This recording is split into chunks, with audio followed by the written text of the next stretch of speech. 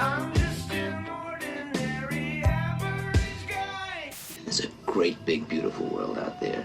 And here I sit, sucking on popsicles. Hello, everybody. Welcome back to the Imbasciani Chronicles. It's been a little while, and if you saw this pop up on your YouTube channel and you decided to click play, thank you. Some music videos will be coming eventually, but when a good friend is in town, you got to sit down and have some fun for a little while. So I'm very happy to have very good friend and very funny comedian Derek Richards in town. Derek, how are you, brother? Good to see you, buddy. It's good nice to see be you. back here. Yeah, thanks for coming back. Nice to be back bunker. here at the compound. I know, yes, the compound. We ride out. We don't have to worry about riding out the Civil War for a little while, so that's all right. No, yeah, I know, right? Now for at least another 4 years. Exactly. Well, it depends how many crying liberals are going to be outside, trying to create more of a hurricane and a storm surge with their tears. Oh yeah, which the Babylon Bee had the other day, flash flood warning for all the tears that were going I love in. the Babylon Bee. Oh, I know. That is the hands down greatest parody publication out there. Those guys do such a brilliant job. Yes, they really do. I love it. They're hilarious, and they always say we're not even parody at this point because they'll say something a month ahead of time, and then a month later that actual headline will break. So. Yeah, there were who was it? Seth. Yeah, Seth Dillon was on Blaze TV, and they were doing a thing with Dave Landau on the show Normal World. Yeah. And they were doing a thing called, is it a Babylon Bee headline or an actual headline? Nice. Yeah.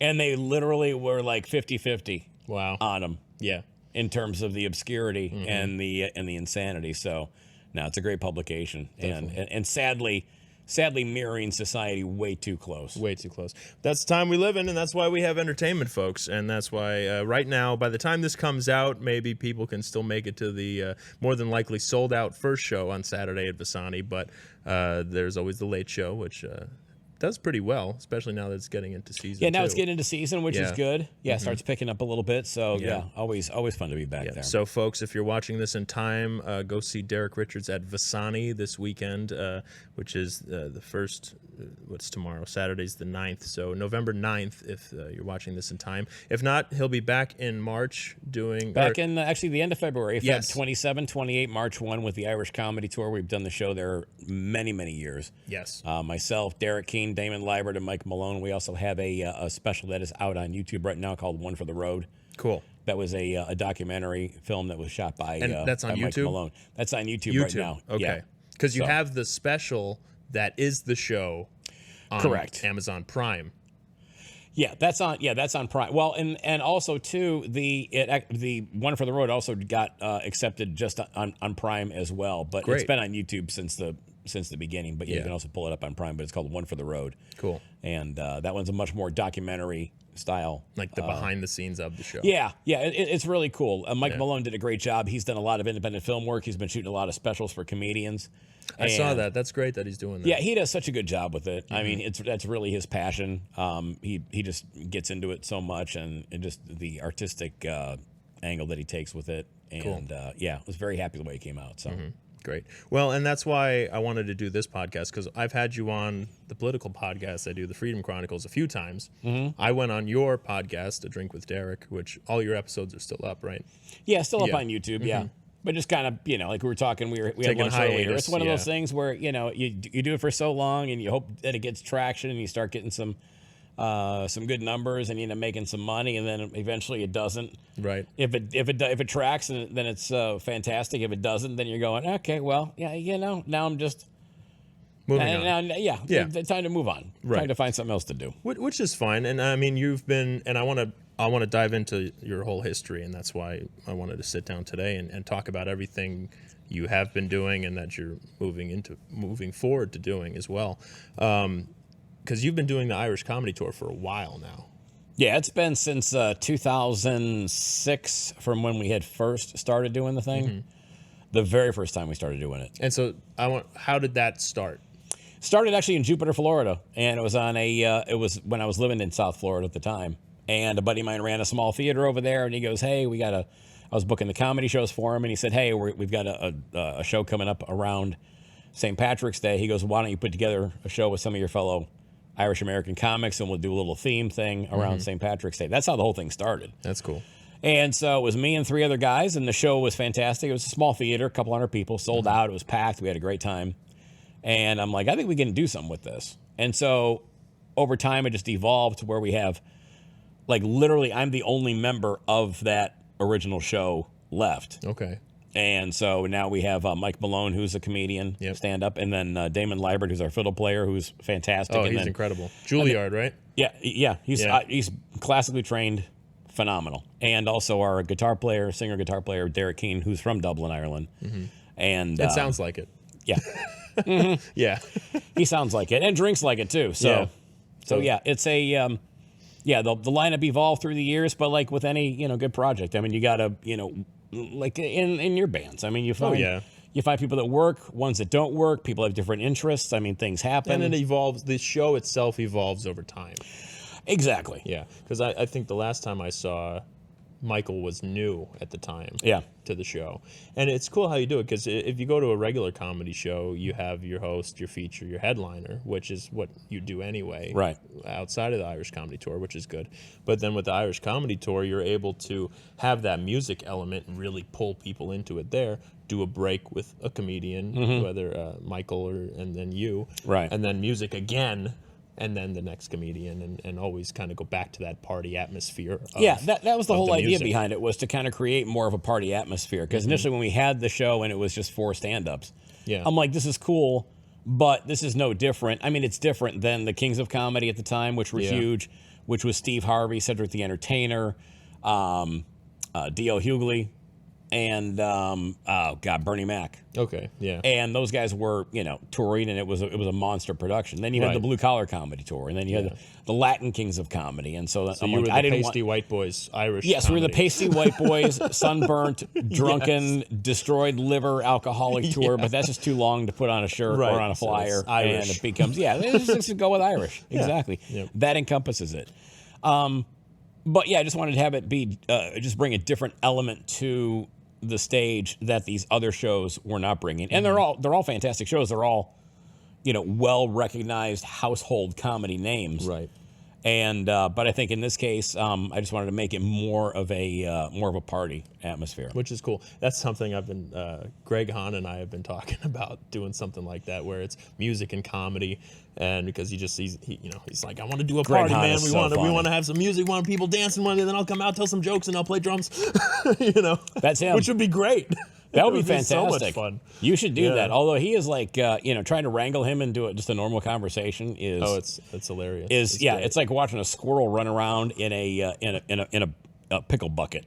Right. It's just he's so insane and so damn funny. He's incredible. I hope that works out. That'd be a cool thing to do. Well, and I did talk about how you just try things at a certain point when you're reaching the being so comfortable of doing your regular show. Like for me, it's the Blues Rockers band show, and for you, it's regular comedy touring.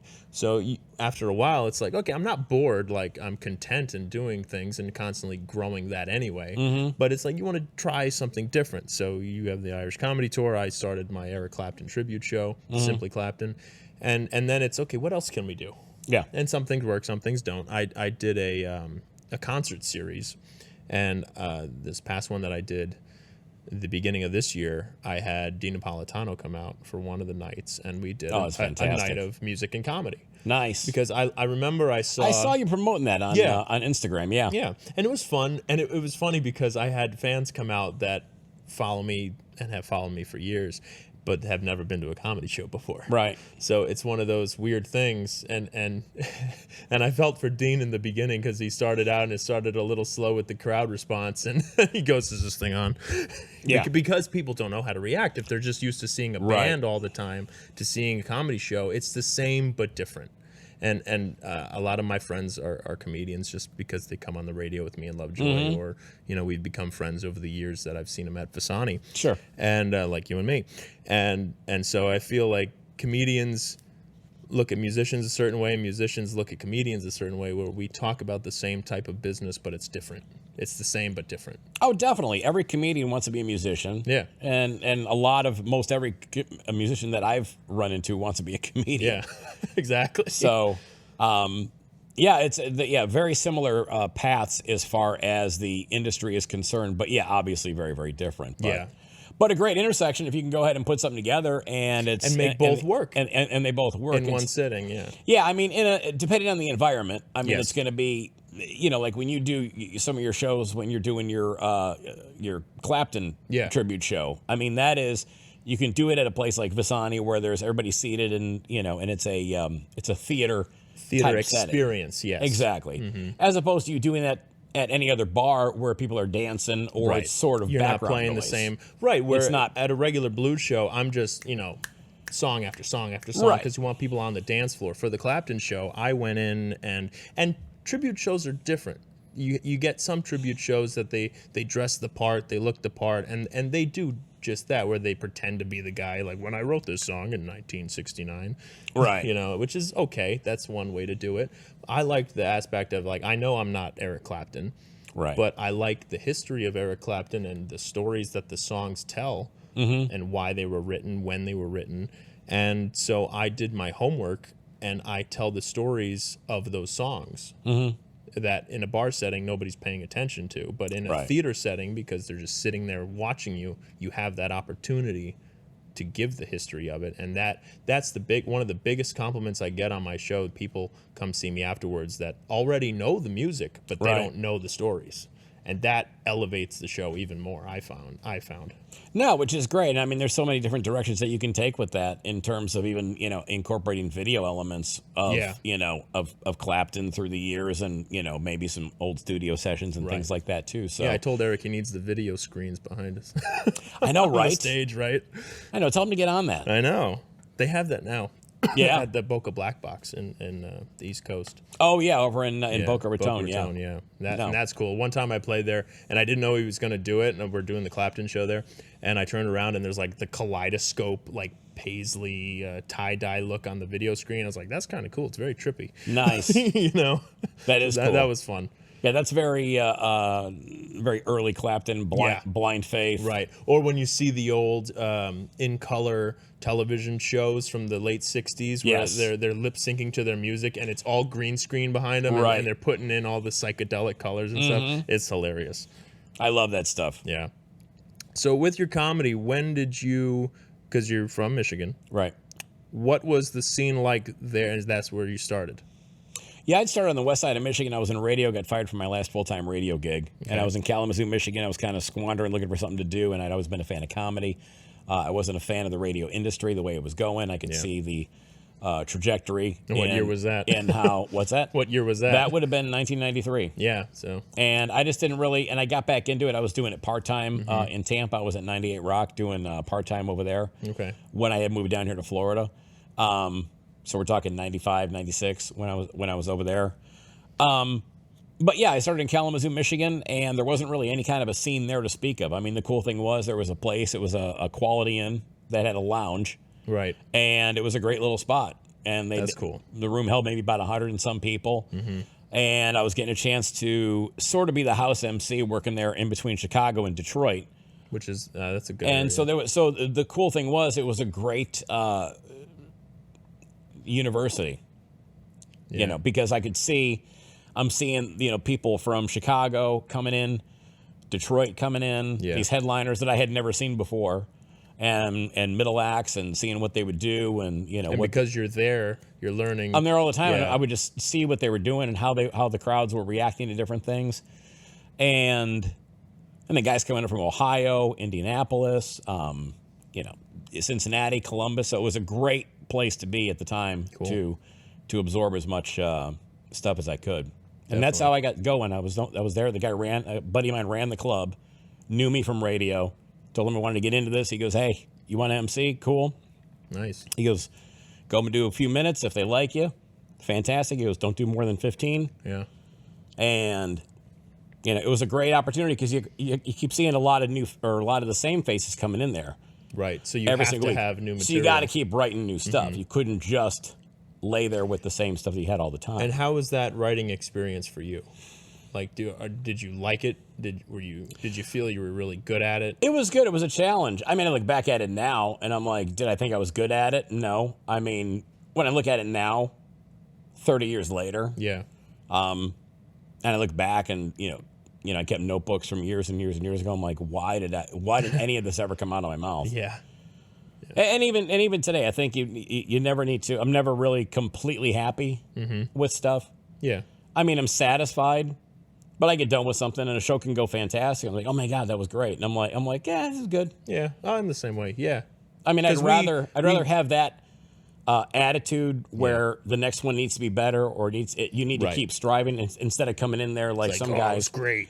They go, that's fantastic. I crushed. I killed. And it's like, Yeah. no, you really didn't. Yeah. So it's for me, it's a motivator. If a joke doesn't work, then I'm like, why didn't it work? Right. And I'll obsess over that and think about how it was worded, the placement of it, the crowd, who was there at the time. Yeah. So Who it's a picked fun up on study. it, who didn't? Yeah. What's that? Who picked up on it? Who didn't? Yeah, exactly. And also too, the time of the year. I mean, now coming off of the election, Yeah. I mean, everybody has been so inundated with the election stuff. Right.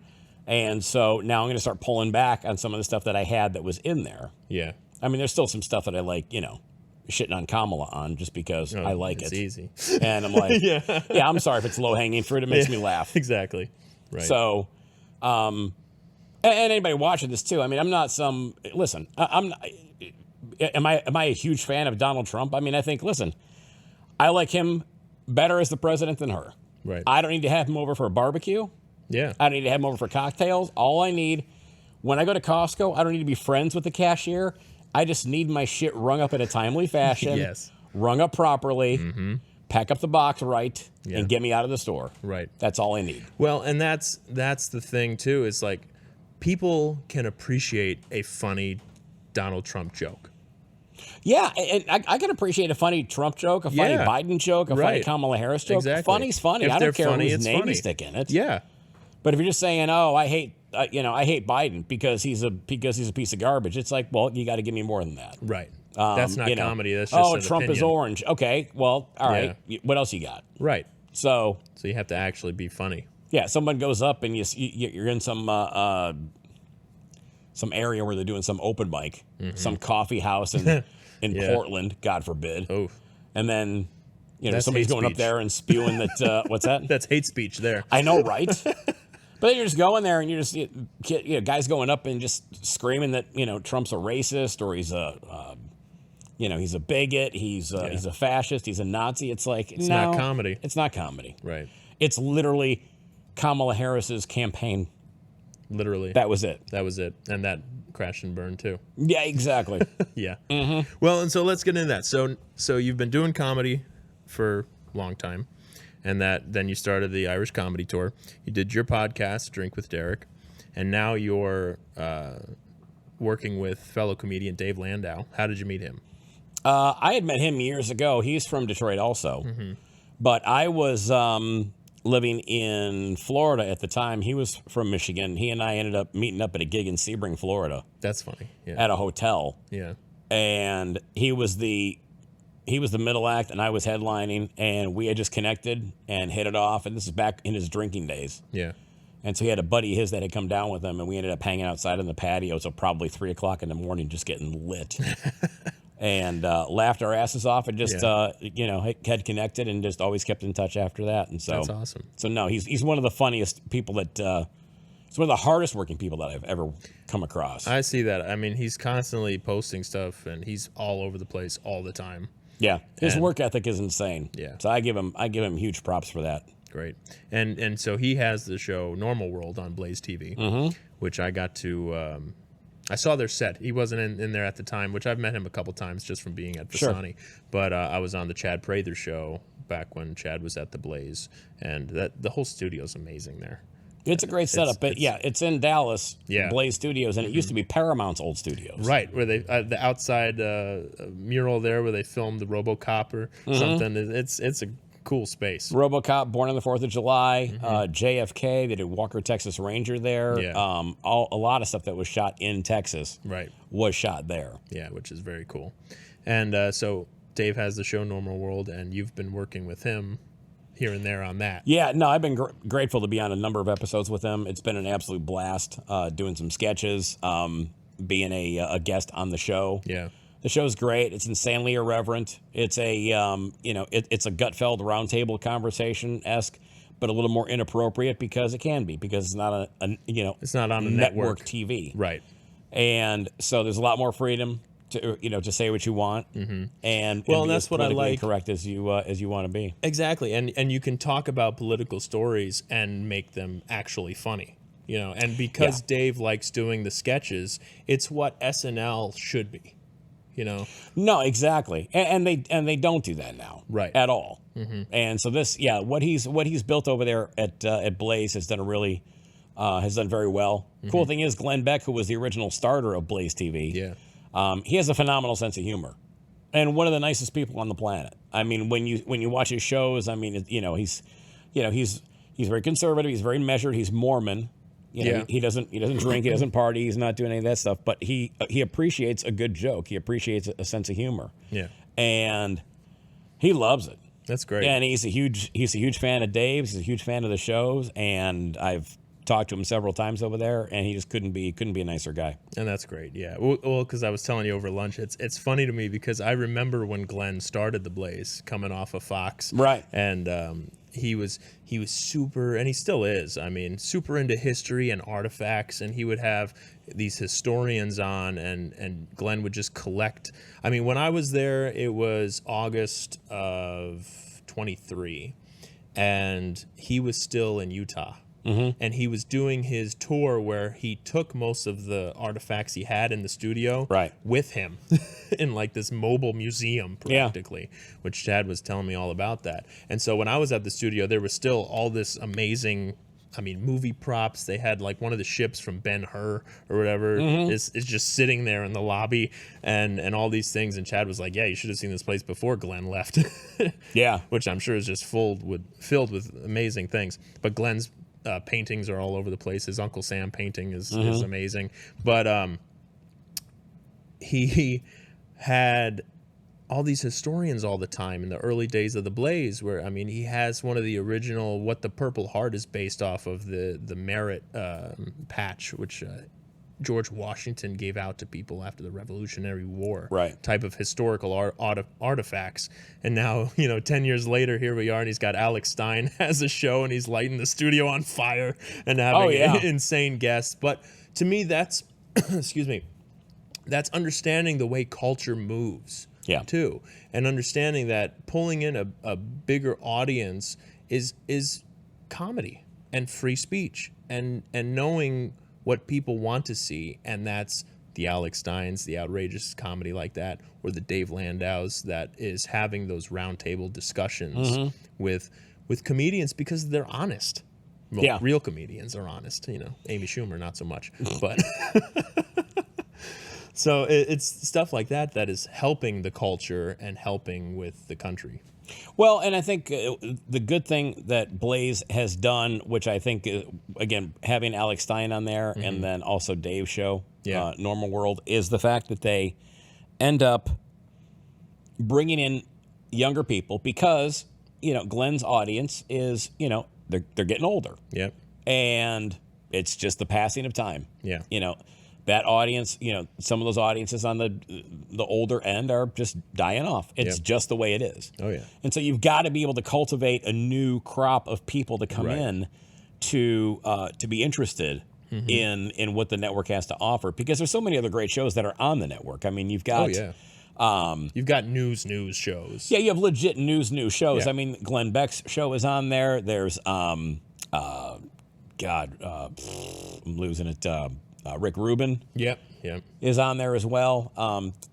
Alex Stein, and there's so many other great shows that are on there. Pat Gray is on there as well. Yeah. He does a fantastic job, but it's and Glenn's radio show too.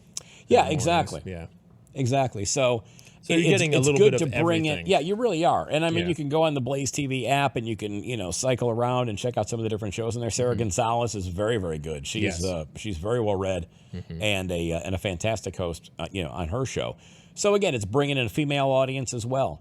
Yeah. And having females on there, not that a male can't relate to a female audience, but women tuning into other smart women is only going to help the network. Yeah, definitely. And you're seeing you're seeing that comedy is one of the best ways to get the truth out to people. I mean, talking about Babylon Bee, you know, it's making people think. If you're reading satire, you go, well, what's the real story behind the satire? Right. And in a show like that, and of Normal World, it's look at these news stories, and some things are just so preposterous you have to laugh at them. And these politicians that take themselves so seriously, or these, you know, so-called news shows, so they take themselves so seriously, you have to laugh at them. Yeah. And mock and ridicule because they should be. Well, that goes back to the original, you know, the original comedians. I mean, the jester. Yeah. In the king's court. I mean, he was the only guy that could make fun of the king. Yeah. And everybody laughed at it, and that was the comedic relief that they needed. Exactly. And you've got to have that. That's been around forever. And so you can't walk into anybody come into a comedy show. I mean, you can't come into with some. It was a great phrase that was put out there. It's like, offense is not given out. Yeah. Offense is received. So I can go up and say something, and someone finds it offensive. There's a crowd of 200 people. Yeah. And there's a couple people in the crowd that are pissed. Right. They were offended. Yeah. The other 198 are fine. had no issue with it at all. Yeah. I mean, there was a Kamala Harris joke that I do where I think I did it when you were there at the show, and I said, I think replacing, you know, Biden with Kamala Harris is like replacing your retiring quarterback with Christopher Reeves. Yes. And because it is. I mean, this was just, I mean, anybody looks at how that whole thing went down. Oh, yeah. I mean, you literally ran a stupid campaign with an insanely unpopular person. Right. I mean, for them to melt down, for the left to melt down the way they are right now, they should be thrilled that they got as many votes as they did. Yeah. For somebody who got that no votes in the primary when she was running for president. Vote. No. Yeah. So you ran the wrong person. It was just a bad intersection. Had you put a different person up there, you might have had a different result. Yeah. If you, I don't know, did it the way you should have and had a primary. You preach and democracy so much. And let the people pick who's going to be the person running. Yeah. Then that's fine. And in only 5 months, not only blow $1 billion, but still be 20 million in debt above that. Yeah, 20 million on top of that. Yeah. On top, paying all these insane prices for these celebrities to come in and do appearances. Like Beyonce was what, $11 million that they paid her, and she didn't even sing a song. She didn't sing. Nope. So so stuff like that. And Cardi B had to read her statement off of her phone. Oh, it was so heartfelt. Yes. That's when you really resonate with the people. Yes. I believe this. Yeah. Whatever my publicist sent me in the email. Yeah. 10 minutes before I came out on stage. Right. So, but no, there was 2 people that were offended at the show last night. Oh, yeah. And about that Kamala Harris, replacing Biden with Christopher Reeves. I mean, it's offensive to Christopher Reeves because he was a good guy. He was a good guy. Yeah, Superman. Exactly. I mean, you know, until the horse jumping thing. Oh, yeah. He could fly. Exactly. For about 2 seconds. Bulletproof-ish. Yeah. Sort of. He lived. He did. Yeah. He lived against, kryptonite. Yeah. Who knew that a kryptonite was a horse that couldn't, clear a... Maybe that was the horse's name. That couldn't clear... Yeah. Couldn't clear the hurdle. Yep. But yeah, there was some friends of mine that were in the crowd that were sitting there and they go, "Oh my God, did you see those people behind us when you did the Kamala Harris joke?" They go, "You pissed them off at the first Kamala Harris joke." I'm like, listen, everybody else is fine with it. If that's what they're getting pissed off about, I mean, how did they make it through the rest of your show? Well, how do you make it through life? Yeah, right. You're gonna be offended by something that some dumbass comedian said. I know. Over somebody who got steamrolled in an election. Yeah. I didn't make a racist comment. It wasn't anything other than the fact that she's just not the right person. Yeah. So. And 73 million other people, which won Trump the popular vote, agreed. Mm-hmm. So like the majority. The fact that she got 64 million or 65 million votes is still mind-blowing to me. Oh, yeah. I mean, anybody with a brain, that's a whole different rabbit hole to go down. But I think it's, from a comedy perspective, it's, you just got to come out and have a good time. And now, like we were talking at lunch too, now the way everything has shifted, and even going back to what you were saying about Glenn and Blaze TV, I mean, now the if you're a conservative, That's the now counterculture. Now you're Yeah. the quote unquote rebel. Right. You're the one coming out of the closet. Yeah. Now all Tom of a Cruise sudden is it's still like, in there, but it's okay. yeah, exactly. But it's Yeah. totally different now. Oh yeah. And I just don't, and now it's gotten to the point where I'm like, what kind of a, if there's a like audiences like on cruise ships that I'll do, and I'll be out there and I just do the lines that have the adult shows because I'm not talking to kids. Right. I'm an adult that talks to adults. Yeah. That's just what I'm gonna do. You don't like being the daycare? No, no. I'll tell you this, the last family friendly show, one of the last ones that I did on a cruise line. And I'm not going to mention the cruise line because they're not paying any extra for the advertisement. Right. So, not saying anything. But we did a family-friendly show, and there were, as often is the case, there's like 6 and 7-year-olds in the front row. Oh, wow. Make me laugh, funny man. Which I don't care how clean you are. Oh, yeah. Kids don't get comedy. They don't get pop culture references. Not at that age. Right. And, if you say fart or poop, they giggle. And I'm like, no, I'm just not going to be here. And even my agent was like, well, just talk to the kids. And then once they're laughing, then everybody laughs. I'm like, no, this isn't You're not pandering. Sesame Street. No, Yeah. I'm not doing this. Yeah. But there were these kids in the front row, and I had made some comment about being divorced. There was a drunk older lady sitting at the end of their aisle. And I said, yeah, I'm divorced. And she's hammered. And she goes, I'll suck your dick. With kids there. With kids, like 6 places down. Yeah. And I just stand there stunned. Yeah. I'm like, oh. I look at her, I go, hey, this isn't the show for that. Yeah. I got another one in 2 days if you want to come back out and say that. Wow. Right? Yeah. But now all what's going to happen in that setting is the people in the crowd are going to say, oh, yeah, again, play the telephone game. They're going to piece it together. Yeah. They're going to say, oh, yeah, I was at the comedy show, and I heard someone would suck his dick. Yeah. And now, with all of a sudden, 7-year-old I'm there. the bad guy. Right. I get a report, Yeah. and I can get fired. So I'm like, I'm just not going to bother doing this. But No, it's not worth it. But the cruise lines, like I said, and you can tell the cruise lines, depending on the port that you go out of, Yeah. you can tell immediately the type of people that are on the ship, whether it's a big leftist woke group or if it's a conservative right-leaning crowd. Yeah. Like the ships I'll do out of Galveston, Texas. Fantastic. They don't give a shit. They are a bunch of drunk Texans on a boat. It's Nice. fantastic. Yeah. Port Canaveral here in Florida, another one. Fantastic. Lauderdale, very, very good. Miami gets a little half and half, but still leaning a little more to the right. Yeah. Up in like Bayonne, New Jersey, Baltimore. forget it. Yeah. I will never do another ship out of Bayonne, Forget New it. Jersey or out of Baltimore. It's a huge bunch of leftists. You make anything that's a little bit, that doesn't hit the mark on what they want. Yeah. They just check out. Wow. It's crazy. It really is. Well, and nobody does their homework either. I mean, you can't just say, oh, I'm going to go out to a comedy show. Do your homework on who you're going to see.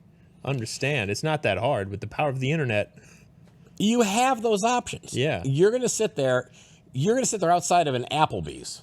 yeah, Not necessarily an Applebee's, but you sit outside some fill-in-the-blank diner. Yeah. And pull up online on Yelp to see the reviews. yeah, To see hey, this place is fantastic. This place sucks. right, If you're going to invest an evening, yeah. which is an hour and a half, 2 hours, 2.5 hours. It's a show. 3 hours, you're going to see a show. If you're going to see a Broadway show, you're not going to go see something you don't want to see. Yeah, if I got a problem with gay people, I'm not going to go see Rent.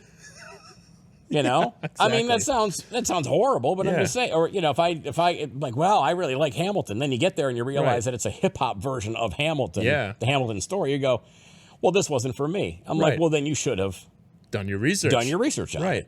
Pull up the trailer, see what Yeah. it's about, read the reviews. So I encourage anybody to do that. I do that for anything. I didn't know Hamilton was Puerto Rican. Hamilton lives in an island of garbage. Oh, too soon. Oh no, we can't. I love Puerto no. Rico. I'm kidding. I love Puerto Good Rico, Lord, yeah. I'm kidding. God, Haiti's the shit. I know. Well, Yeah. Haiti's the one of my other comedian friends, you step on Haiti, you get AIDS through your shoes. And he or she is so not that far off base. I know. That is a dump. Well, and let's talk about Puerto Rico there. Anybody who understands Puerto Rico understands that there are the news headlines, the real headlines, saying Right. how much garbage is on Puerto Rico, Right. and Puerto Ricans agree with that. So that's why, and there was some man on the street guy, a black gentleman outside of Madison Square Garden, asking people as they were leaving the rally that Tony Hinchcliffe did that joke at. And they were saying, well, were you offended by the joke? Oh, no, we love it. It was great. He's right. Puerto Rico sucks. Anybody, it is the white liberal women who get offended for every other race. No, I agree completely. Well, even the comment that Trump made when he was in Detroit. Oh, yeah. And he said, if Kamala Harris gets elected, the United States is going to be like Detroit. Yeah. And he said that in Detroit. Yeah. And I everybody and I agreed. am from Detroit. Yeah. I took zero offense to that. Yeah. Because outside of the 14 or 15 city blocks that have really made a good positive change. Right. Gentrification.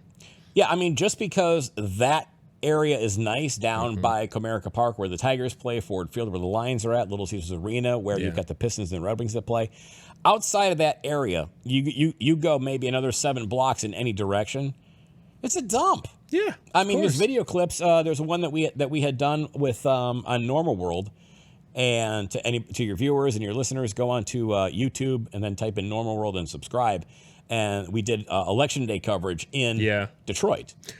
I'm gonna pull that up actually because that was really. And so funny. so we were driving around, and we found all these cool little funky spots, and by cool funky spots I mean dumps. Yeah. Because it was just horrific. Oh yeah. Some of the places that we went to. There you go, right there. Yeah. Yep. It's that's me, the Dave. one. All right. Let's pull this up. Hold on. And you're in this video too. Yeah. Which is great. Landau for Blaze TV, and I am reporting from Trump's home base right here in Detroit. We're going to go inside and find out exactly what's been going on and how Trump plans to win Wayne County. It turns out that this is actually a gentleman's club and does not belong to Donald Trump.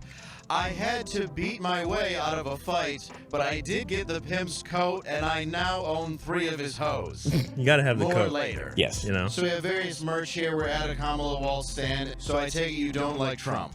So what happens, let's say, if he wins tonight? Are you fine with it? I don't see him winning. I'm really not even living into that future. Hey, Derek, can you hand me I'm a, not can living you hold up into an that XL or a future. double XL? Okay, so do you think this would fit Glenn Beck? This is absolutely, this will be perfect. Did you I get don't that wanna for Glenn? Give it away. It's going to be a Christmas present. All right, well, this is going to go to Glenn. I Let's love find it. out how much it costs. We're here at the Luxor in Las Vegas. I'm sorry, a cemetery in Detroit where the Dodge family is buried. We're at the cemetery counting voters, seeing who wants who to win. Derek, what did you find? I talked to 35 headstones. I got 33 Kamala Harris voters. I got 1 Trump voter and 1 voter for that Libertarian guy.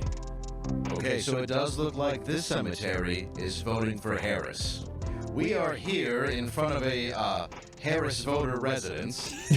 They did You could not get that for answer the door. $2, I looked right? Inside. For I sale. feel they must have been asleep from all the fast food they ate.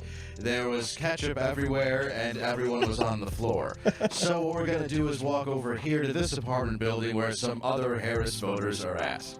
We are in downtown Detroit, in front of the Spirit of Detroit, and the Spirit Busy is place. live and well. There's a man behind me who just was touching himself that is waving at the camera. Hopefully, we can get somebody around He's here. not lying. There was I a guy bet. screaming at a Hey, shrub. sir, come here. Nice. Sir.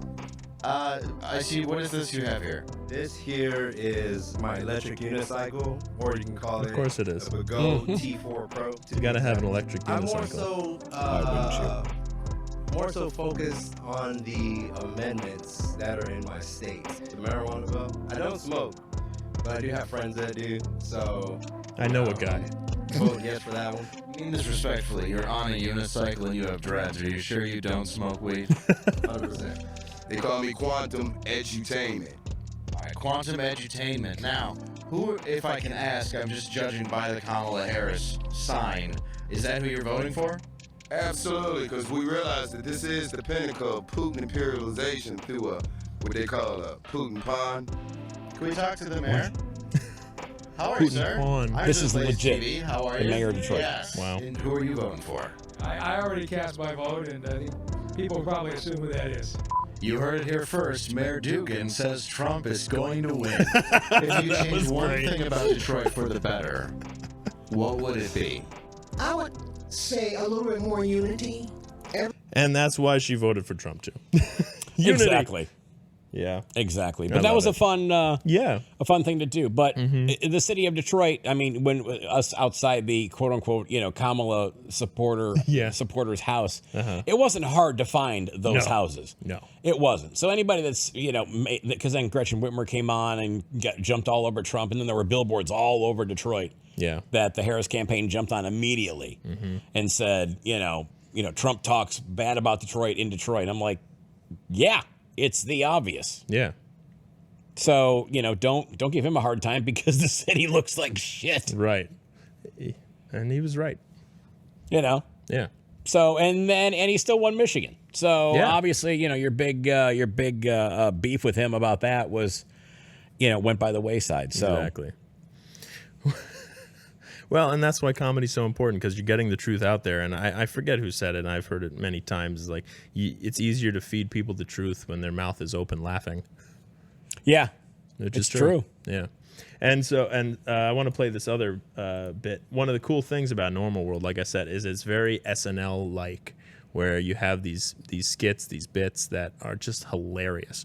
And that's something you've been able to work with them. No, it's been fantastic. I mean, Dave was trained through Second City, and he had gone through the training in Detroit, so he's got a good improv sketch writing background. Matt McClowry does a lot of the writing on it also, who's a funny comic, who's also coming with Dave to Visani coming up in December 5, 6, 7. Actually, Matt's going to be there December 4th. Yes. At Visani in Port Charlotte. And he's hilarious. So is Dave. The writing's tight. It's fun. It's great to do. They're like, hey, we got an idea. And then it's fun because we get a chance to bounce ideas off each other. Yeah. And then you feed it to them, and it's just it's a machine. It's literally, they're like the version of AI with some of these. I bet. I'm like, hey, we should do this kind of a sketch. This whole thing that you're going to see coming up here was based on me being on a Southwest flight. Okay. And it was they always try to have the flight attendants that be cute and funny. Oh, yeah. Try to do their little comedy skit. We're here for you. Exactly. Yeah. And I was texting Dave. I go, this is a nightmare. We've got to do a sketch on this. And so that's how this whole thing came about. All right. Let's check this out. Hello, everyone. My name is Nolan. Welcome to East West Flight 1643 with nonstop service to Denver. And Matt's face on the left. It's so funny. Just kidding. We're going to New York City. Oh, good. A flight attendant that does comedy. We're headed to LaGuardia, which I know is a dump. But let's be honest, we all know there's way worse places that planes have parked in New York City. Am I right? Bearded guy with a macaroni grill tablecloth on his head and a questionable bulky vest in row 6.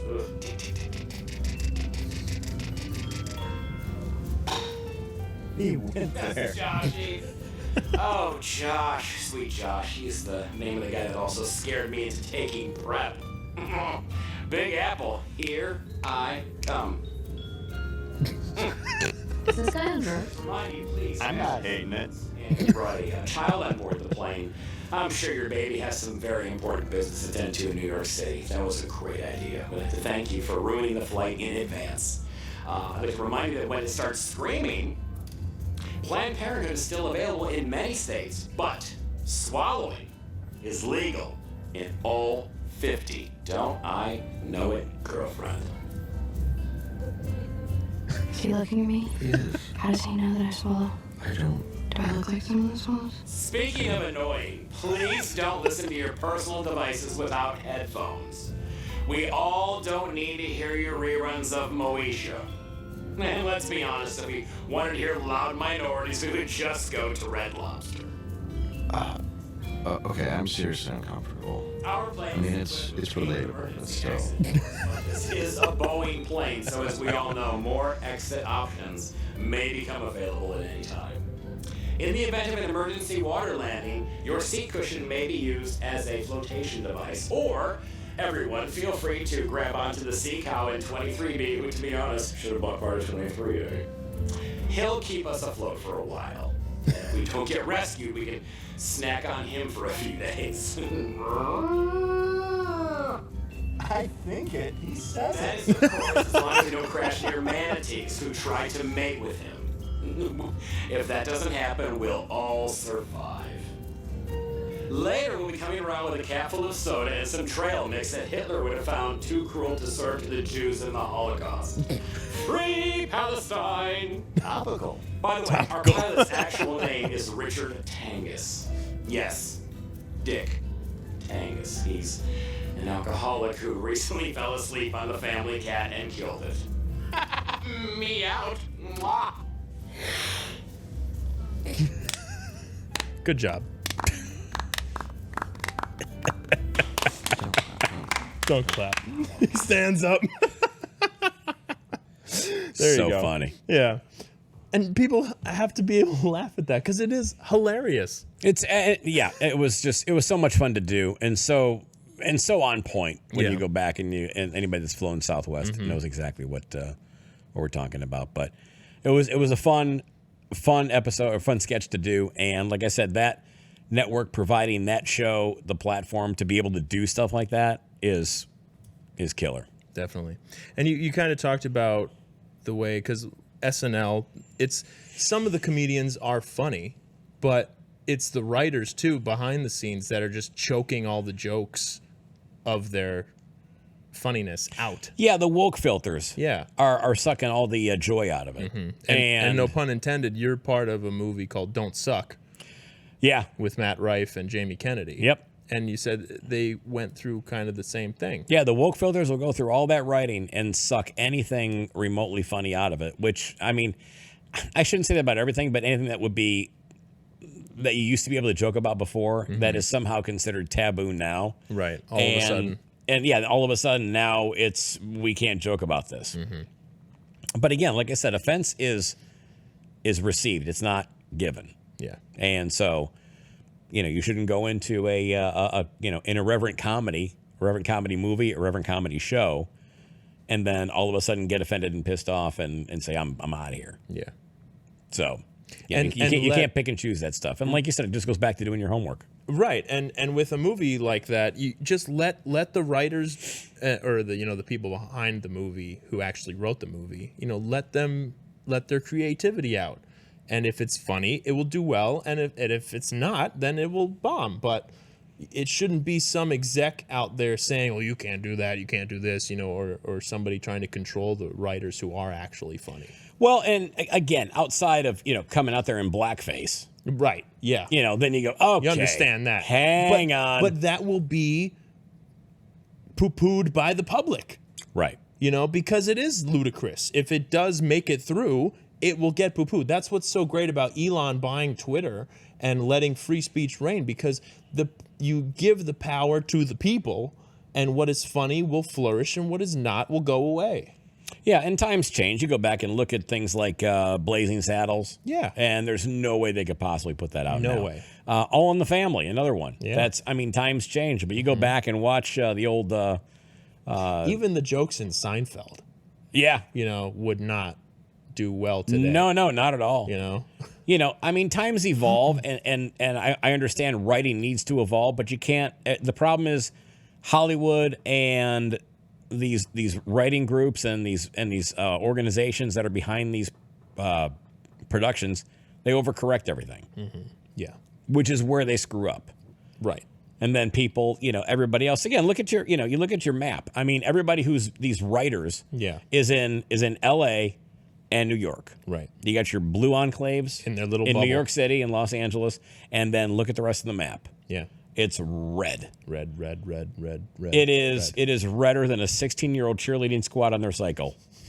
It is red. Yes, Oklahoma was all red. Beyond red. Yeah. Texas Chainsaw Massacre red. Beyond, yes. Yes. Like grenade in a vat of ketchup red. So, yeah. Doors opening in The Shining red. Yeah. Exactly. We can go on forever. But that's the way it is. I mean, you can't sit there and just hang in your bubble. Right. And, or at least have somebody who's a writer in St. Louis, Missouri, Detroit, Columbus, Ohio. Yeah. And then have them put their opinion in there also. Yeah. When they're not in that vacuum of wokeness. I just, because I've been doing so much driving to Georgia, I listen to my audiobooks. And so I downloaded Audible. Yeah. And one of the books on there was the history of the Blues Brothers, written and read by Dan Aykroyd. And Nice. They interviewed a bunch of the other musicians, which you're talking about the original SNL when it was funny. Right. And Dan Aykroyd talked about how the Blues Brothers started, which it started coming, again, Dan and John Belushi coming out of Second City and being in the comedy world. Right. And then it was Dan's love of blues music that he showed it to John, and John fell in love with the blues music. And it started as a passion project outside of SNL. Right. Lorne Michaels didn't even like the bit when they first came up with it. And I guess they were short one sketch for SNL, so they did the King Bee bit where they had John dressed in the bee outfit, and I'm a King Bee, baby, which is hilarious by itself. And then a few weeks later, they were short another sketch, so Lauren said, all right, you can do your little song and dance thing. And it just blew up. They recorded the album, which I love these stories of how just by circumstance things work out. Oh, yeah. Because the only way they were able to record the record, they recorded it live, and it was because Steve Martin was headlining arenas and was doing the Universal Theater in California. And so Dan Aykroyd was friends with Steve Martin and said, hey, can we open for you? Or Steve offered it to Dan, whichever way. And that, they go, yes, that'd be great. So they, I think, had 2 or 3 nights where they opened for Steve Martin, again, music and comedy, and they recorded their first record from that show. And that turned into the movie, which John had to finance himself, fronted the money. Right. Because the studio wasn't going to go for it at first. And John ended up having, at the time where they filmed the Blues Brothers, he had a #1 movie in Animal House. He had a #1 record with Soul Man, single. Yeah. And a #1 hit TV show with SNL. And that was like the first time that ever happened. It's insane. And when the movie came out, but it just talked about my point of getting to the execs, when the movie came out, it didn't do well because Dan Aykroyd said they called Dan into the office, whoever made the movie, I forget. And there was the guy who owned most of the Fox theaters, movie theaters. And he said, I'm not playing your movie in my theater, which was like 2/3 of the theaters in the country. Right. And he said, and Dan was like, why? Because it's a black movie. Meanwhile, there's Dan Aykroyd and John Belushi on the cover, Oh my 2 God. white boys. And he was like, well, I'm not going to play your movie. And that almost killed it. But thank God it has this cult following and everybody loves it. And it spawned the sequel. But there was some radio interview that never aired because John went off on this radio host because the radio host was like, well, you're stealing music from black people and you're doing all these things. And John was like, what? Who do you think you are? This music, we're elevating these musicians back to prominence. Aretha Franklin and, the Reverend there, what was his name? Hi! That guy. Oh, you know what I'm talking. Yeah. Anyway, him. God, I know. Can't think of it. James Brown. James Brown. Thank you. James Brown. Both of them thanked the Blues Brothers and that whole thing for reigniting their careers. And John said every single dime of royalties that they made for playing those songs went to the original artists. Yeah. So it's like they helped blues music so much. Everybody made money. Exactly. And again, so it's just these execs and these people in journalism and all those things that try to just shove an agenda down people's throats when it's never the case. And that's a long time ago. Yeah, that was when that was out. Yeah. So I mean, to think of that happening back then is pretty so mind-blowing. It's only gotten worse. Well, yeah, exactly. And one thing that I found out too, even from when I was living in Vegas for the past 12 years, and then just being involved in some different projects and how stuff is put together, how shows are booked. Yeah. I mean, just because you're an entertainment director in Las Vegas doesn't mean you know shit. Yeah. I have seen some of the dumbest moves ever. Yeah. And I've talked to fellow comics, I've talked to fellow entertainers, and I'm like, explain to me why this is happening. Because I'm like, if I see something and I'm like, I think this is dumb. Yeah. Let me talk to somebody who may have a conflicting opinion. Right. And say, no, hang on, why. here's what they're going after. Yeah. They're trying to do this. But when you talk to a handful of other people that come from different backgrounds, whether it's, politically, demographically, different ages, different races, whatever, and when they all collectively go, no, this is stupid. And then you literally find out that 3 weeks later, the project's done. Yeah.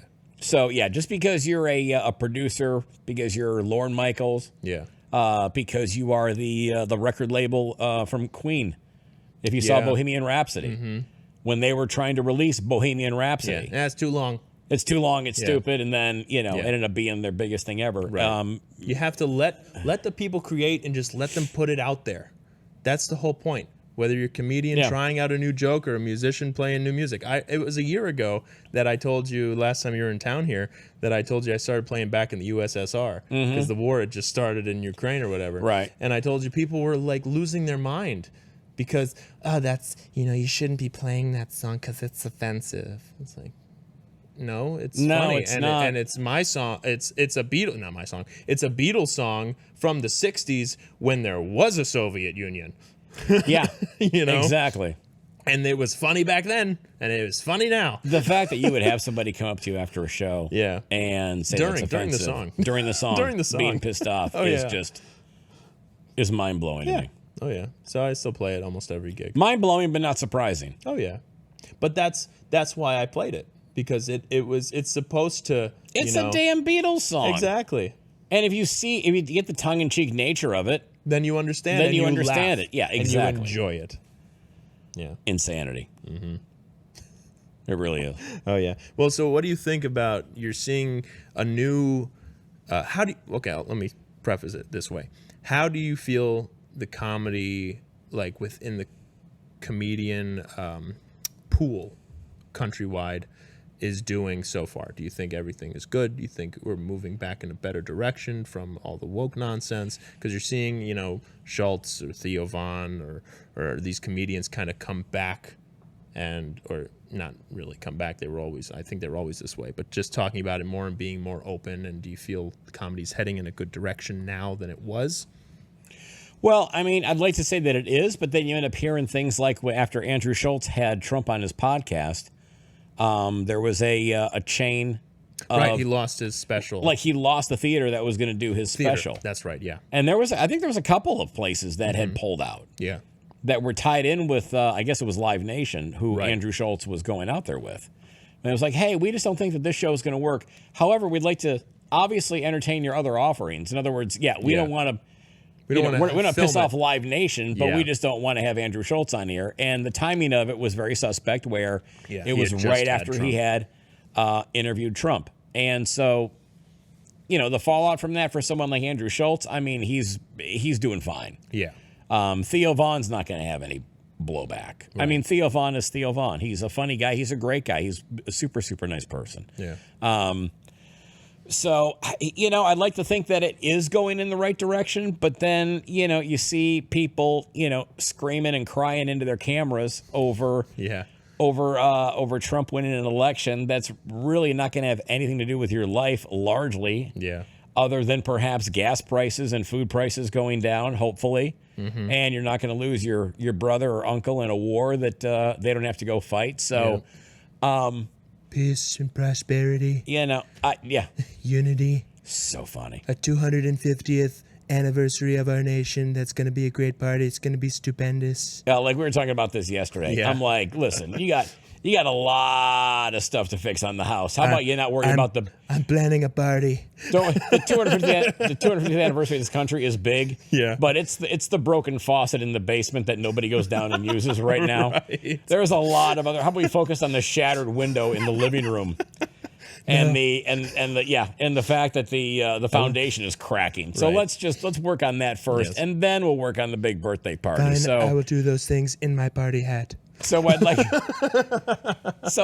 I'd like to think that it's going in the right direction. I think, although I will say this, I think because of all these shows that are out there, these different the podcasts that are there, your Tim Dillons, your Rogans, Yes. your Seth Dillon, or your Tim Dillon, Theo Vaughn, all these guys, Andrew Schultz, and it's given these people a platform. Normal World on Blaze TV. Yeah. When I go out and do shows with Dave, the people that are there, for the most part, are fans of the show. Yeah. And those fans They know know what they're gonna get. exactly what they're getting themselves into. Yes. So, I would just, like I said, just we were talking earlier, I would just encourage people to just be a responsible patron, be a responsible consumer, and see what you're getting. Read the label. It's no different than going to the grocery store. Yeah. And you're like, well, I can't have gluten. Let me look and see if this has gluten. Yeah. I can't have this type of stuff. I can't have red dye number 5. Does this contain that? Yeah. You're going to spend all that time looking at a stupid jar of tomato paste. Yeah. I mean, You can watch a spend a couple video. seconds and go, this guy's going to be for us, or this is not my cup of tea, Yes. which is fine. Oh, yeah. I don't care. I would rather have you not come to the show Right. if you're going to be some whiny piece of garbage. Bitch about it. Yeah. Exactly. Well, and that's why I bought your shirt last time I saw you. I find it funny. You find it offensive. That's why I'm happier than you. Yeah, and that phrase has been around forever. I mean, that goes back to, I think, Carlin had said it, Ricky Gervais has said it, but it was just, you find it offensive, I find it funny, that's why I'm happier than you, is just a great thing that just describes, again, how you're offended. Yeah. How you receive offense. Mm-hmm. And just lighten up. I mean, I don't know how you can live in that kind of a... And you're just living a miserable life. Yeah, I mean, you can come to a comedy show and not care for the comedy that was done. Right. Yeah. But, to make a big scene out of it and then go to, and then pull a Karen and write your shitty review. It's like, I didn't care for this. Yeah. Well, and let's as we wrap things up a little bit, let's talk about one of the fun things you've gotten to do on Normal World here. It was the unfortunate resemblance, slight resemblance. Very slight resemblance. Very slight resemblance. Very distant cousin resemblance. Keep going. Yes. Keep going. They had to put the bushy eyebrows on you. There's that. You got to play now defunct vice presidential candidate Tim Walz on Normal World, and this is what happened. Hi, I'm Tim Walz, and Kamala Harris has picked me to be her VP running mate. Now, I know that may confuse some people based on my history, so let me clear a few things up. Yes, it's true. I have no stocks, no bonds. I don't even own a home, which is why I want to move into the White House so I can stop being homeless. I sleep in my car and use gas station sinks to take whore baths. Did I get a DUI? Sure, but so did Mike Deja, which is why I coach high school football. Not only am I a great leader like Ditka, I'm a Democrat, which makes me the perfect candidate since our party is constantly moving goalposts. Also, people are always calling the lady I'm running with a word that rhymes with punt.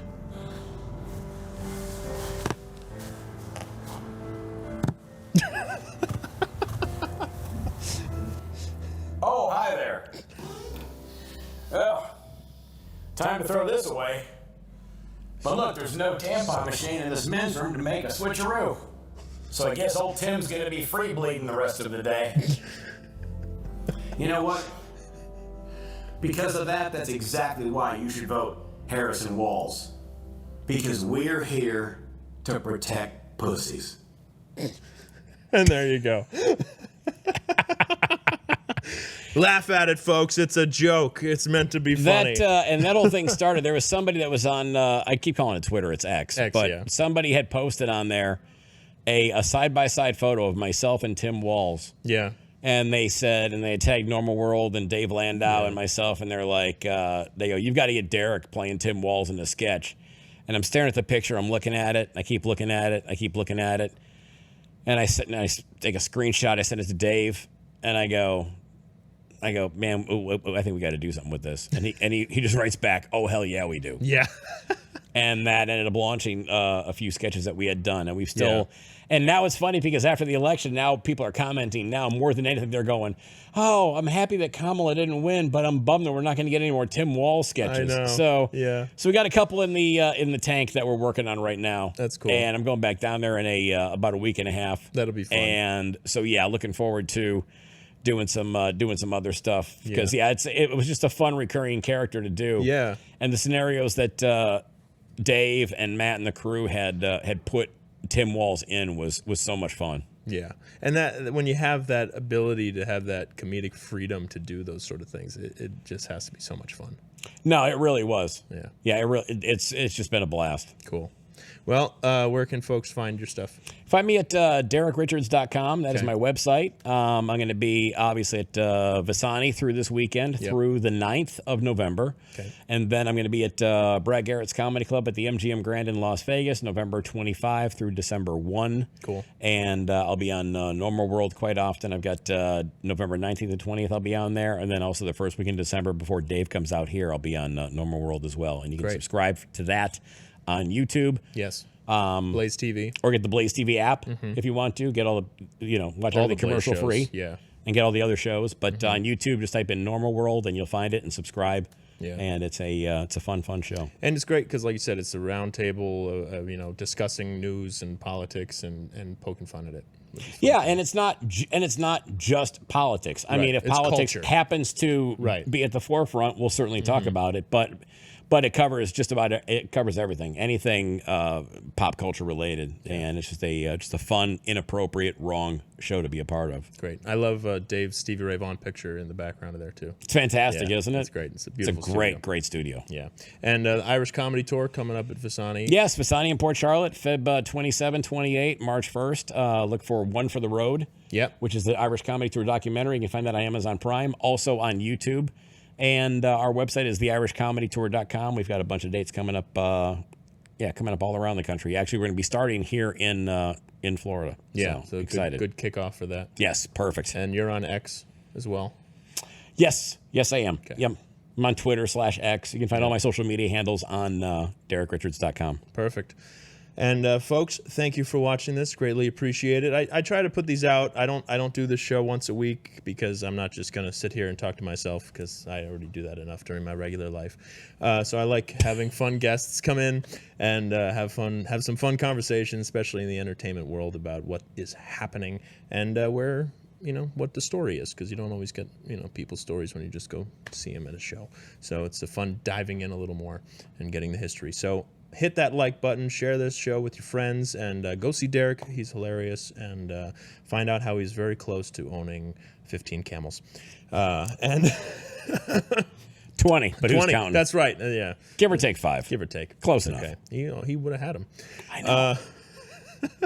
So, folks, hit that subscribe button, hit that like button, comment down below, share with your friends, subscribe to the channel. Go check out some of the music videos. Check out my website, MikeImbasciani.com, for the full show schedule. We have some fun shows coming up, and we will see you all again soon. Thanks.